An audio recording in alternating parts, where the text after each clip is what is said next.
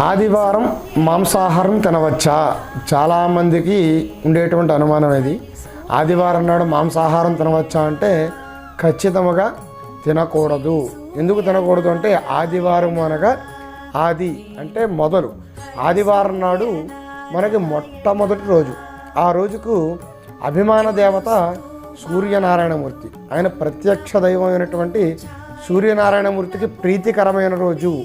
ఎవరైతే ఆ రోజున ఆ యొక్క సూర్యనారాయణ స్వామి వారిని ఆరాధన చేస్తారో వారికి ఎటువంటి అనారోగ్య సమస్యలు రావు అనేది సత్యం. ఆ రోజున మాంసాహారం భుజించడం, అదేవిధంగా క్షవరం అనగా జుట్టు కత్తిరించడం, గోళ్ళు తీయడం లాంటి పనులు ఎప్పుడూ కూడా చేయకూడదు.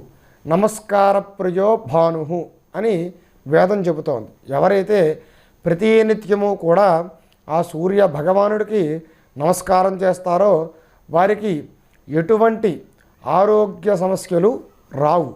పూర్వం ఈ బ్రిటిష్ వాడు మన దేశాన్ని, ధర్మాన్ని నాశనం చేయడానికి ఆదివారాన్ని సెలవు రోజుగా ప్రకటించి మన ధర్మాన్ని నాశనం చేయడానికి చేసిన కుయుక్తే ఈ ఆదివారం సెలవు దినం.